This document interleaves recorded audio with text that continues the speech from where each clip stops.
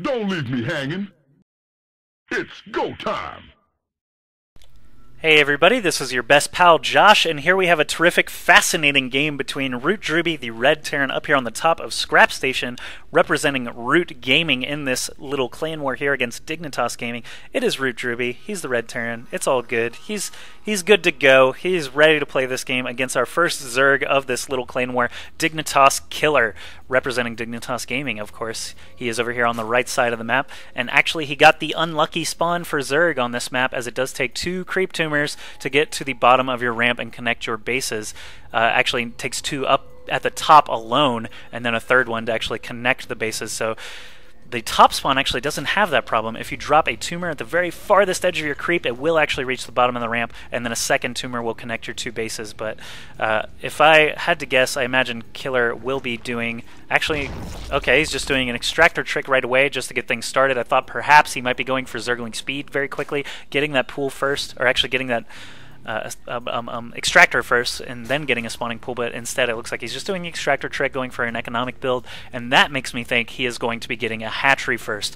And of course, it has long been decided that Scrap Station is a Zerg map because players are able to take their natural hatchery very quickly without too much threat of a Terran player coming over there and doing a bunker rush, just because the distance is so long. There are destructible rocks here in the middle that would cut that distance, but it takes so long to shoot them down with only 3 or 4 Marines and an SCV that they would instead have to take this very long path by the Zelnaga Tower. But you guys, if you've been watching StarCraft 2 for any amount of time, you know these little intricacies of these old original beta ladder maps. The fact that now we're starting to get some more interesting maps means that these clan wars between Root and Dignitas and all the other excellent teams like Evil Geniuses, Mouse Sports, Team Liquid, things like that, they're going to get more interesting because they'll be on maps that we haven't seen 10,000 times, like Typhon Peaks or Backwater Gulch or Crossfire SE. All these tournaments and things using Icy Cup maps, GSL maps, new ladder maps. I really love it. It's so good. It's a breath of fresh air when you get to see some new maps. Not that I don't love Scrap Station, because this actually is one of my favorite maps that's still around from the beta, but I have a feeling that most of these, like Steps of War, Jungle Basin, they've already left the ladder map pool, and you know, more and more of these maps will go the way of Desert Oasis. You know, they'll get changed slightly. When that doesn't work, they'll just disappear forever. And Scrap Station is one of my favorite maps just because of the interesting drop play you can do, because of the interesting bases you can take, the interesting encounters you always see around the gold base and 3rd bases and things like that. It's kind of a dynamic map. TVZ, of course, has changed a ton since the beta on this map. It used to be Reapers were extremely powerful. Now it's more of a bio ball sort of build. Mech is still quite powerful if done right, if done correctly, I should say.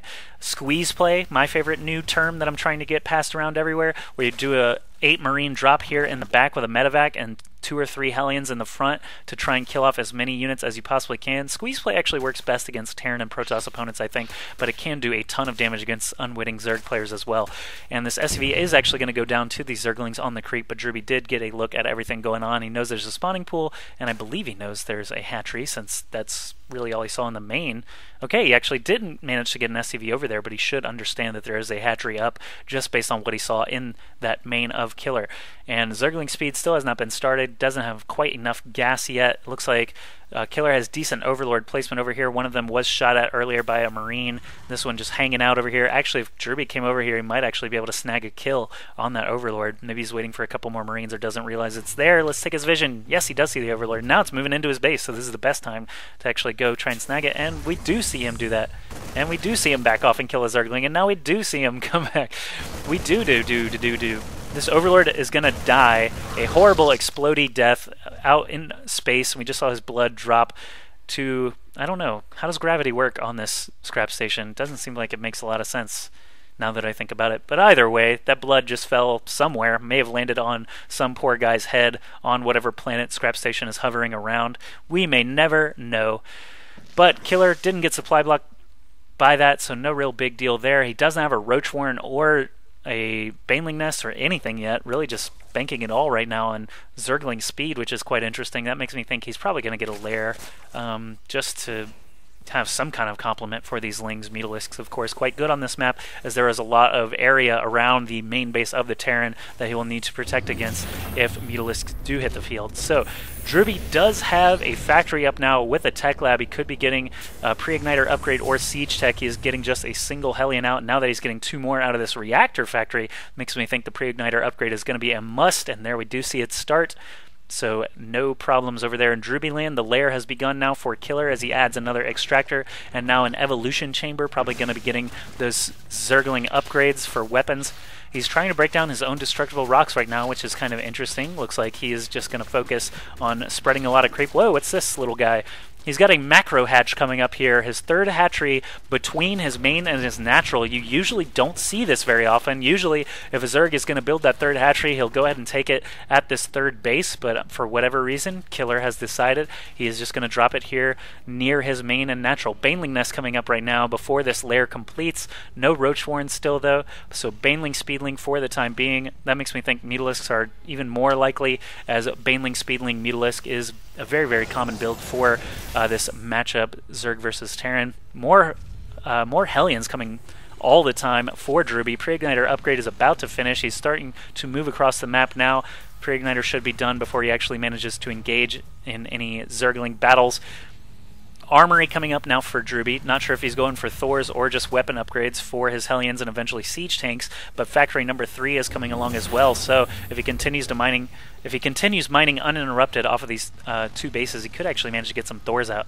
And KiLLeR does have a Harvester lead by quite a lot, actually, 50 against 38, and the Hellions now are arriving here. They just torched these Lings with no problems at all. Only 1 Hellion even got hit there. And how many Hellions do we have total here? 8 Hellions against nothing but Speedlings right now.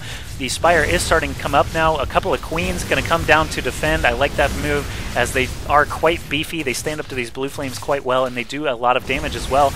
If they're able to stay on the creep, they will be able to keep up with these Hellions, and it should be all good. But these drones being spread out now by KiLLeR, I like this. They're not mining, unfortunately, but until the threat is over, at least they won't be all focused down at once. Ooh, a big little batch of drones just got killed there. At least 5 drones going down to those Hellions before KiLLeR manages to finish off the rest of them. And when this Spire finishes, KiLLeR will have around 600 Vespene gas to invest in a first batch of Mutalisks. He's also getting Baneling speed, melee attacks level 1 for those Banelings and Zerglings, and should be pretty good unit combination. Back at drewbie's base, we see he does have a Thor out now. A little disappointing that one of the best Terrans in North America does not have the Collector's Edition Thors, as they do look really cool with their little Gundam wings and things like that. I actually have the Collector's Edition Thor, but I hardly ever play the game. I usually just cast, so you guys may never see them.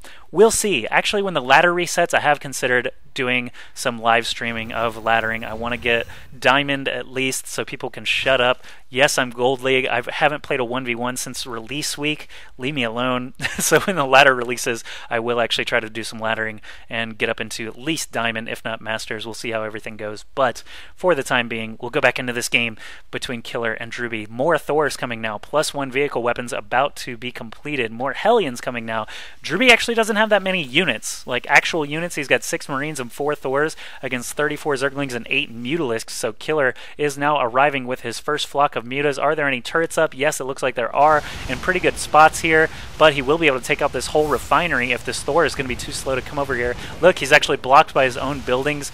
Not the best placement when you're using these big bulky Thors, but now that they are over here, KiLLeR has plenty of time to actually escape. So these Thors act as muta repellent. Unfortunately, they are not very quick. These Mutalisks are way quicker, and there's a lot of open air here on this map, Scrap Station, for them to avoid those Thors. Basically, you can set a Thor here on the land bridge, over here by the Zelnaga Tower, and there's still tons of space for these Mutalisks to utilize.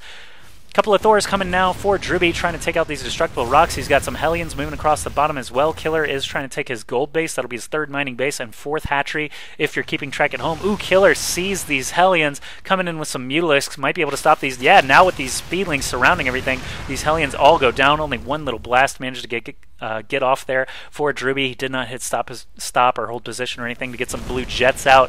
drewbie is going to start marching through the middle of the map, takes out an Overlord. Should not matter, I believe, for supply block. Oh, actually did supply block KiLLeR, so he is going to be just momentarily halted by that. Let's go back in the production tab, see what's going on. We got Roach speed coming and some Roaches, so he did manage to get a Warren up. He's getting melee attacks level 2. drewbie just sticking to unit production right now, getting a Thor and some more Hellions. All these Speedlings Actually, speedlings aren't the worst thing in the world against these Thors. There's so many of them. The Thors do a ton of damage, but there's so many Zerglings that it takes a long time to actually kill them all off. So they can get surrounds on them, keep them in place for Mutalisks to do a magic box maneuver.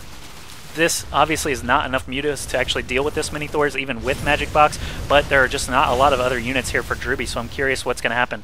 KiLLeR is now... Ooh, he finds a Thor all by itself, does that great surround that I just mentioned with the Lings, and now he's going to move right into drewbie's main. No problemo. There are hardly any units here at all, only a single really Blue Flame Hellion to deal with this. Hellions are actually going to be killed off as they come out of these 4 factories.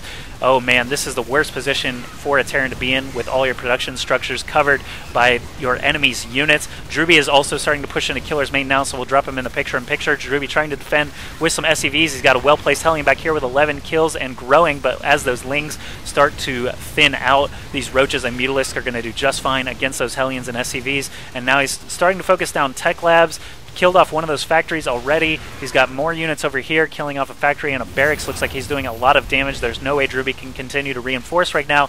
Any units that he builds would just be killed off immediately by these Mutalisks and Roaches. So he lifts off, so now only Mutalisks will be able to kill these factories, but I'm not sure where he thinks he's going to go with these buildings. So now KiLLeR, realizing he's done a lot of damage, can't really do much else there in the main, is going to head back over to drewbie. drewbie is taking out a Baneling nest right now, and it looks like that Spire was killed off as well. drewbie's forces are separated, though. He's got 3 Thors off by themselves. These SCVs are not going to be able to get over here and repair before they all go down, so drewbie only has 4 Thors remaining and a handful of SCVs for repairs. They are going to go down to these huge numbers of Roaches. Roaches actually do pretty well against Thors, as they do have armor and a lot of HP. So as that last Thor explodes, you see that little shockwave going out from that Thor explosion, probably killing off some Lings and SCVs and things, but drewbie does GG. Dignitas KiLLeR winning that excellent game there on Scrap Station. Quite fun to watch. Hope you guys enjoyed it. I'm going to be casting a lot more games now. I did take about a week off. I apologize, but I did manage to get that Athene interview up. A lot of you guys don't really understand what Athene is about.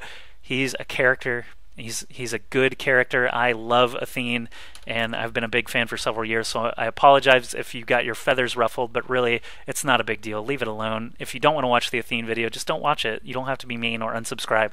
Anyway, going to be casting a lot more games here, so stay tuned. Probably going to be getting some more from the Gosucoaching Premiere League that you can check out once again on Gosucoaching.com. Thank you very much for watching, and I'll see you guys soon.